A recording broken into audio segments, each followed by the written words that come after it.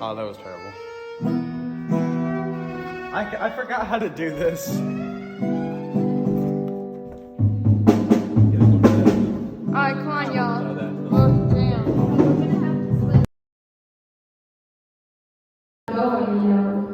I felt like impressed in my heart to do it at Harvest. I didn't know why. We were gonna do it down Main Street at Green Mountain. But I was like, yeah, what the heck? We'll just call Aaron, and I didn't know Aaron at the time. And once we contacted Aaron, the coolest thing happened was that he said, we've been praying to do a youth event for 6 months. And it was incredible. That was just the start of everything. And then, the whole summer went on with other events. But God's really been doing something. And I just want you guys to just be open-minded. Be receiving of the Lord tonight. Open up your heart, open up your mind to Him tonight, alright? Because He wants to do something with each one of you. He wants to cleanse you. He wants to renew your mind. He wants to change you. Change your heart. So,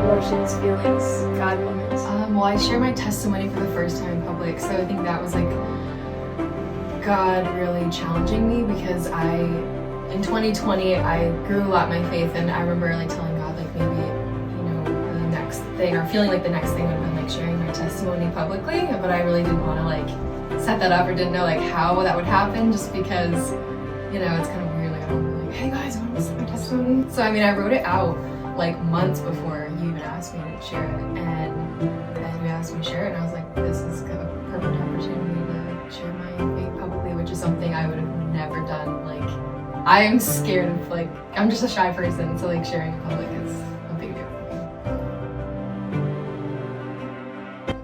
So I feel like that was a really cool just moment to be able to express my faith in front of other kids that maybe are feeling the same way, just scared and or don't even know their story. Like, to write down your story is I feel like a very important thing to do as a Christian.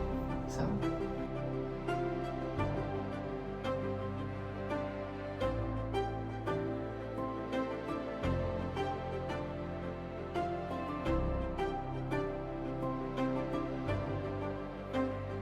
I watched you guys perform the year before, and I was sitting next to Cynthia, and she said, I looked at Emily playing her violin. I was like, oh, I want to be able to play that way. And Cynthia's like, oh yeah, that's gonna be you pretty soon. I'm like, no, you're right. And then the next year, I was playing with you, and when we had the youth worship night, I was standing in the same spot, like, wait a minute. What the heck?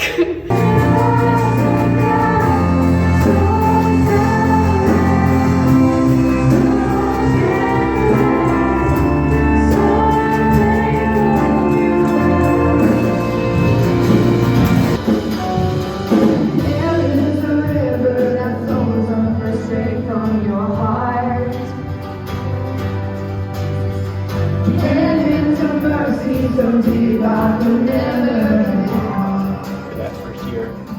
For the second year, it was really special for me because my older brother Seth, who is a missionary, or I should say an international worker in a country in Africa, was able to come and be there and hear me play guitar, and he's really the reason I started playing guitar.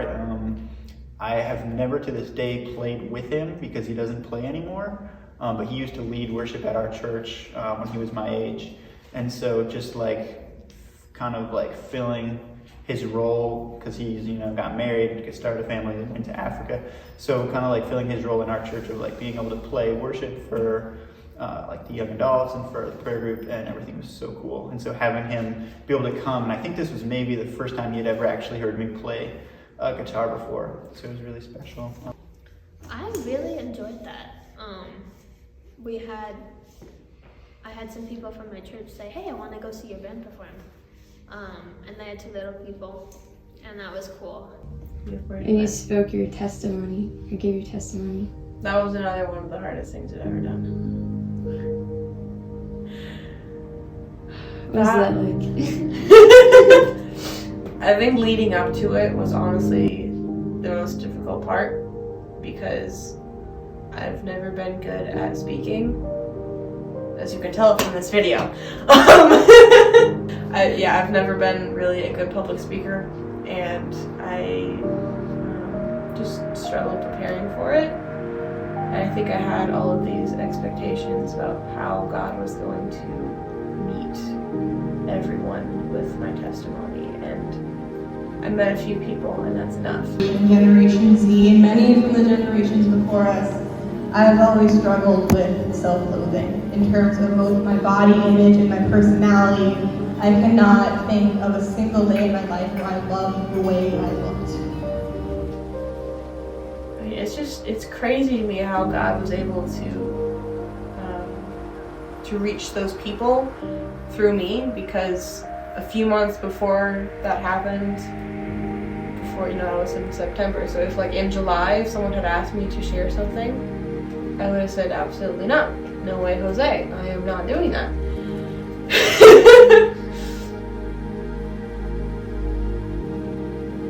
But through the months of playing with the band, God was able to give me more confidence, and He just strengthened my spirit, and He strengthened my desire to just serve Him at all costs. And I think that was it. That was the wanting to serve Him at all costs that kind of pushed me over the edge.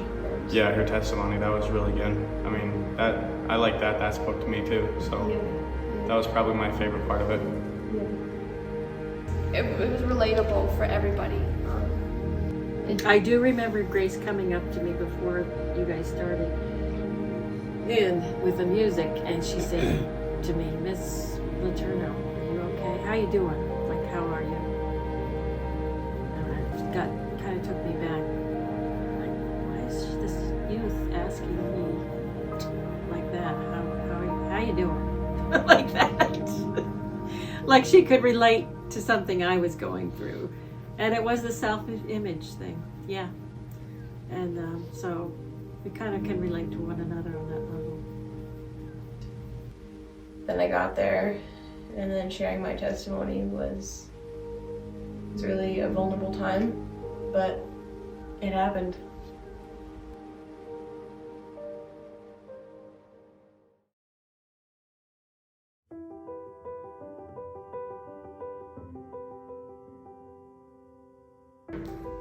You said that you asked God for one person to show up from your school, and Carter came, and you said that, and I was like, oh, God really is like moving.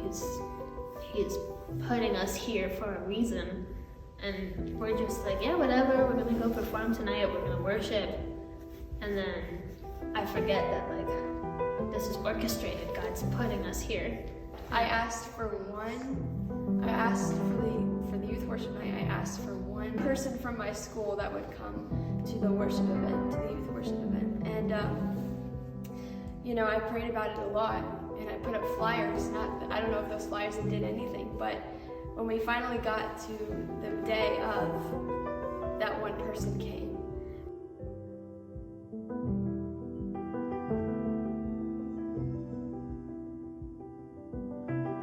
And I think it was like, even when everything else went wrong, like I had like such high hopes for the youth worship night, but it didn't go as planned at all. I was too focused on everything else than on what I should have been focused on, which is Jesus. But it was like, still, even when I was messing up and failing, because I'm a human being, God was still faithful for what I asked for way before. So it was really amazing.